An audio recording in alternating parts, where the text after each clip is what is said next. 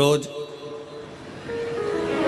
शंकर के मंदिर में प्रतिदिन जाने वाले को और एक और चीज अपने स्मरण में रहे, अगर शिव के मंदिर नहीं जा सकते तो अपने घर में जो शिवलिंग है उस पर जल चढ़ाओ। और यदि आप अपने शंकर के घर में शिवलिंग पर भी जल नहीं चढ़ा पा रहे हो तो किसी बेलपत्री का वृक्ष हो, उस वृक्ष के नीचे भी जल चढ़ाओ। और कभी मौका मिल जाए, कभी भगवान शंकर की बड़ी करुणा हो जाए, भगवान शंकर की बड़ी उदारता हो जाए, भगवान शंकर की बड़ी कृपा हो जाए, बड़ी कृपा हो जाए, भगवान शंकर जिस दिन तुम्हारे ऊपर बड़ी कृपा कर दे, किसी सोमवार को 3 नियम बना लो। जिस दिन मेरा भोले बाबा तुम पर कृपा कर दे उस दिन सोमवार का एक नियम बना कि महीने का एक सोमवार मुझे ऐसा करना है, 3 नियम धारण करना है महीने के सोमवार को। पहला, सुबेरे जाकर शंकर भगवान को 1 लोटा जल चढ़ाना है। दूसरा, दोपहर के समय पर जाकर मुझे बेलपत्री के वृक्ष के नीचे एक चावल का दाना रखकर बेलपत्री की 7, 11, 21, 108, 51 जितनी परिक्रमा आप लगा सकते हो वो लगाना है। और तीसरा, बेलपत्री के वृक्ष के नीचे और शंकर के मंदिर के दरवाजे पर मुझे एक घी का दीपक लगाना है। बस ये 3 नियम जिसने महीने में एक बार ले लिया, समझ लो उसको पीछे हटने की जरूरत ही नहीं, वो आगे ही बढ़े। महीने के किसी एक सोमवार का ऐसा नियम बना लो कि मुझे 3 नियम धारण करना है महीने के किसी भी एक सोमवार को। हम ये नहीं कहेंगे कि तुम सोमवार 5 पढ़ रहे हैं तो 5 को करो, 4 पढ़ रहे हैं तो 4 को करो, 3 पढ़ रहे हैं तो 3 को करो।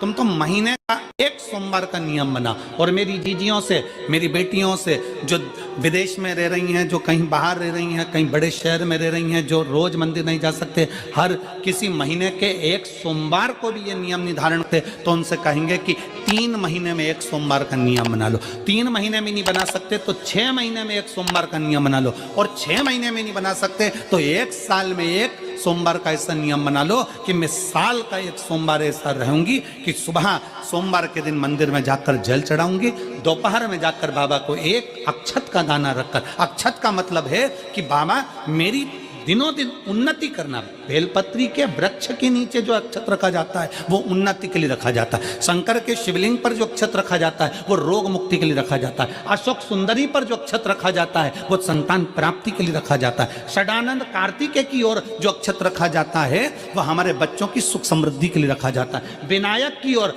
गणेश जी की ओर जो अक्षत रखा जाता है वो हमारे घर में कोई मंगल कार्य आ जाए उसके लिए रखा जाता है। और जो पीठिका होती है जिसपे शिवलिंग रखा होता है, पार्वती जी का हस्तकमल, उस पर अक्षत रखा जाता है तो नारी के अखंड सौभाग्य के लिए रखा जाता है। अक्षत रखने का भी तरीका है। एक चावल का दाना कहाँ रखा जाता है, क्यों रखा जाता है, कैसे रखा। अब कई लोग कहते हैं गुरुजी ये शिव महापुराण में आप ये नियम बताते हो, तरीका बताते हो। हम तो उनसे कहेंगे डॉक्टर के पास जाओगे तो डॉक्टर भी गोली लिखकर ये नहीं कह देगा कि ये सारी गोली एक साथ खा जा। डॉक्टर भी कहेगा ये गोली सुबह खाना है, ये गोली शाम को खाना है, ये गोली दोपहर में खाना, ये गोली भूखे रहकर खाना। बोलो सही है कि गलत है? ये रात्रि को खाना खाने के बाद खा लेना, ये खाना खाने के पहले, ये नाश्ते के पहले। और सुनो, ये दवाई, ये वाली पीछे वाली जो दवाई लो ना इसको दूध से लेना, ये वाली जो दवाई लो ना इसको पानी से लेना। और सुनो, ये डब्बी है इसको पानी में मिलाकर फिर पीना। दवाई लेने का भी तरीका है, उसी तरह शिव महापुराण में एक एक अक्षत का भी तरीका है और एक एक बेलपत्री का भी तरीका है।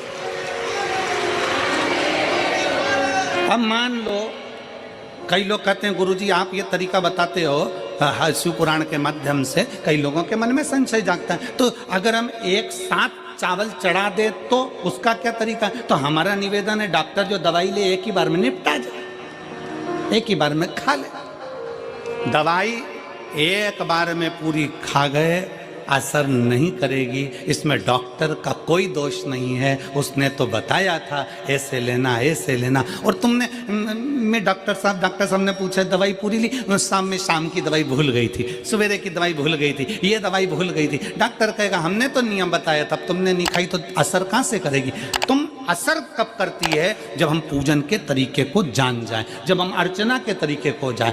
आप साल भर का एक सोमवार निकाल लो, 6 महीने का एक सोमवार निकाल लो, 3 महीने का एक सोमवार निकाल लो, महीने का एक सोमवार निकाल लो, अपने से दिल में बन जाए तो एक सोमवार ऐसा निकालो जिसके 3 नियम धारण हो। पहला, उसी सोमवार जिसको कर रहे हो उस दिन सुबह जल चढ़ाना। दूसरे, दोपहर के समय पर जाकर बेलपत्री के वृक्ष के नीचे एक चावल का दाना रखना और परिक्रमा बेलपत्र की जितनी तुमसे बन जाए, जितनी तुम्हारे शरीर की कैपेसिटी हो, जितना तुम्हारा शरीर चलते बन जाए। हम तो ये भी नहीं कहते कि तुम भूखे रहकर भगवान का भजन करो, हम कभी नहीं कहते। हम तो यहां तक कहते हैं, हमारे पुष्टि मार्ग में यहां तक कहा गया कि वल्लभ कुल की एकादशी करो, भले बकरी जैसे चरो पर एकादशी करो। हम तो यहां तक कहते हैं कि बहुत समय से कल मेरी एकादशी है, एकादशी है, एकादशी है, एकादशी है, पूरे घर को हिलाकर रख दिया, एकादशी है, एकादशी, एकादशी है। बहू टेंशन में, बेटा डिप्रेशन में, पति पपीता ला ला के, सेव फल ला ला के, मूंगफली का दाना ला ला के, काजू कतली ला ला के, सेव फल ला ला के, और सारा सामान, साबूदाना और खिचड़ी और ना चिप्स ना जाने क्या क्या ला ला के, बेचारा पति एकादशी आती है वो नौमी से चिंता में पड़ जाता है।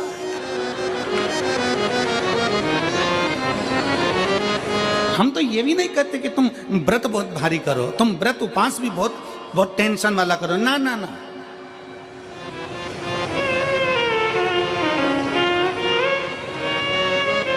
अपने को व्रत उपास भी इतना बहुत बहुत भूखे रह रहे हो, बहुत प्यासे रह रहे हो, और मालूम पड़े कि भगवान हमें मिलेगा, भगवान हमें मिलेगा।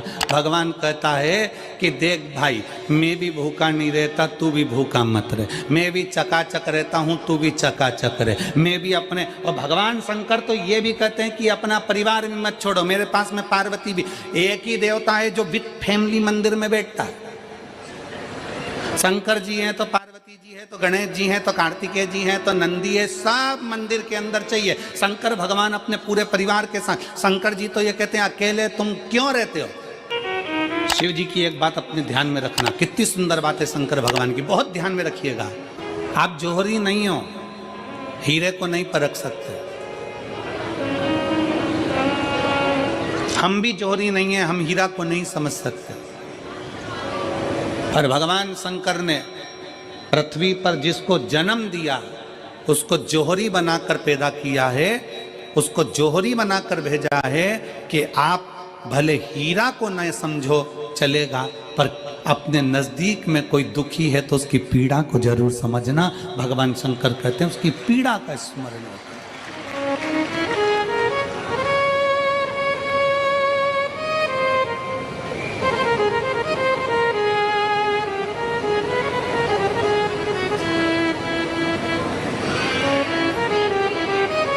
हीरा को समझो ना समझो, पर पीड़ा को जरूर समझिए। किसी के दर्द को जरूर समझिए, किसी के दुख को जरूर समझिए, किसी की तकलीफों को जरूर समझिए। पशुपतिनाथ का व्रत करते हो आप, 16 सोमवार का व्रत करते हो आप, संकट सोमवार का व्रत करते हो आप, शिवरात्रि का व्रत करते हो, सोमवार की अष्टमी का व्रत करते हो। उन व्रतों में सारे व्रत करो, मना नहीं है, पर उस व्रत में अपना पूर्ण समर्पण परमात्मा के प्रति रखो।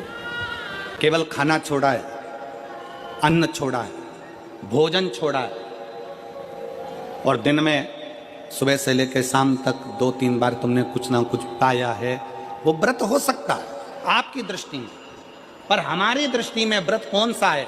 शिव महापुराण की कथा कहती है कि सुबेरे आपका व्रत चालू हुआ, दूसरे दिन ब्रह्म मुहूर्त तक जो आपका व्रत आपने रखा है, भगवान का जो व्रत कर रहे हो, उस व्रत में एक बात अपने अंदर उतार कर रखो कि इस दिन मैं अपने मोबाइल का त्याग करती हूँ, पूरे दिन मैं मैसेज नहीं पढ़ूंगी, मैं देखूंगी नहीं, मैं अपशब्द नहीं कहूंगी, मैं जानूंगी नहीं। दूसरा, आज के दिन मेरा व्रत है, आज 1 महीने में, 15 दिन में, 2 दिन में, 20 दिन में मैंने अगर किसी से भी अपशब्द कहा होगा, आड़ा टेढ़ा कहा होगा, तो सबसे पहले आज व्रत वाले दिन मैं उसको सॉरी कहूंगी, क्षमा मांगूंगी और अपने हृदय से लगाने का प्रयास करूंगी। व्रत है। व्रत का तीसरा अंश, आज मेरा व्रत है, मैं आज के दिन किसी को भी अपशब्द नहीं बोलूंगी, किसी के लिए आड़ा तड़ा नहीं बोलूंगा। आज जितना बन सकेगा मैं सात्विक जीवन जीऊंगा। चौथा, आज मेरा व्रत है, आज के दिन मैं झूठ नहीं बोलूंगी, ना झूठ बोलूंगा सुबह से लेकर शाम तक। और पांचवा, आज व्रत वाला दिन है, जितना फलार मैं करूंगी उसका पैसा जोड़ूंगी कि 15 रुपए का मैंने साबुदाना खाया, 10 रुपए का बटाटा खाया, ये खाया वो खाया, सारा हिसाब लगाकर 55, 60, 70 रुपए जितने होते हैं उसमें से एक अंश निकालकर मैं उसका एक भाग किसी गौशाला में जाकर गाय को चारा जरूर दूंगी। आपका व्रत, आपकी साधना, आपका तप, आपका बल, आप कैसा कर रहे हैं? केवल भूखे रहने पर भगवत पद की प्राप्ति नहीं होती। शिव महापुराण की कथा कहती है कि भूखे रहने से भगवान की प्राप्ति नहीं होती। शिव पुराण की कथा कहती है भगवान को पाने की भूख बढ़ाने से भगवान की प्राप्ति होती है। भीतर से परमात्मा को पाने की भूख बढ़ाइए, भगवान को पाने की भूख बढ़ाओ भीतर से।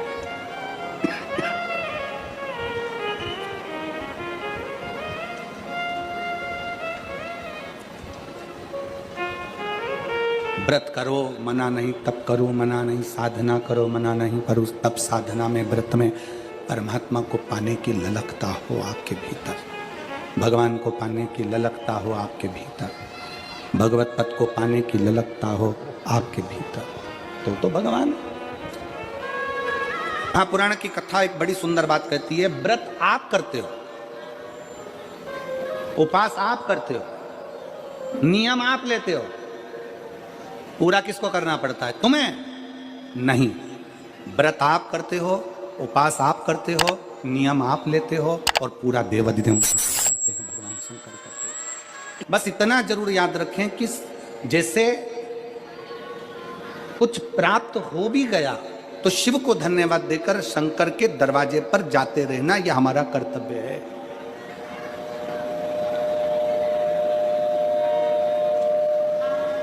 एक बहन जी ने पत्र लिखा था कल। उस पत्र में बहन जी ने लिखा कि शिव महापुराण तप का मतलब क्या होता? चलिए, उपास का मतलब बताओ। खाना छोड़ देना व्रत नहीं है, दूसरे का धन छुड़ाकर खाना छोड़ देना व्रत है। शिक्षा दे देना, किसी को चिकित्सा की जरूरत है उसकी चिकित्सा में थोड़ा सा धन लगा देना, कोई रोते हुए के आंख के आंसुओं को पोंछ देना, किसी के दुख में खड़े होकर उसको खुशियां प्रदान कर देना, ये दुनिया का सबसे बड़ा व्रत है, सबसे बड़ी साधना, सबसे बड़ा तप। मन साफ है तो सारी गलतियां माफ है, और अगर मन ही साफ नहीं है तो गलती कौन माफ करेगा भाई? हम भी तो अपनी जिंदगी में एक नियम बना सकते हैं कि मैं श्री शिवाय नमस्तुभ्यम का जाप करूंगी। मेरी कॉलोनी में कोई शंकर जी का मंदिर है, हम 5-10 महिलाएं प्रत्येक सोमवार को 10 मिनट बैठेंगी। शाम के समय प्रदोष काल में 6 बजे 6:30 बजे बैठेंगे, 6:45 बजे 15 मिनट बाद उठ जाएंगे, श्री शिवाय नमस्तुभ्यम का जाप करेंगे, शंकर जी को भोग लगाएंगे। अगर एक हफ्ते में 5 सोमवार पड़ते हैं तो 5 महिलाएं अपना नियम बना ले कि आज का प्रसाद थोड़ा सा, कुछ भी शक्कर, खड़ी शक्कर, कुछ भी मैं लेके आऊंगी, माँ भोग लगाएंगे, अपन 5 मिलकर श्री शिवाय नमस्तुभ्यम जपेंगे, प्रसाद बांट देंगे, अपने घर चले जाएंगे। ज्यादा ढोंग प्रपंच नहीं, दिखावा नहीं, कोई एक नियम। हमारे नजदीक में शंकर जी का मंदिर है, हफ्ते में एक बार नियम बनाएंगे, उस मंदिर में सफाई करेंगे। हफ्ते में एक बार नियम बनाएंगे, अपने नजदीक के शंकर के मंदिर को साफ करेंगे, क्लीन करेंगे। एक नियम अपने अंदर बनाओ शिव के प्रति।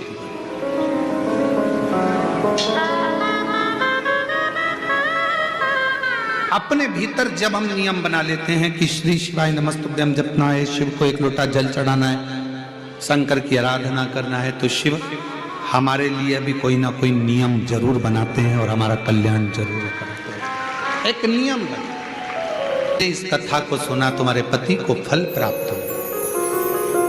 कलिकाल में संसार में जो शिव महापुराण की कथा को सुनता है, श्रवण करता है, करवाता है, बाँचता है, सुनता है, वो जितने जीव इस कथा को श्रवण करने आते हैं, केवल उनका ही नहीं, उनकी 71 पीढ़ी का कल्याण शिव पुराण की कथा कर।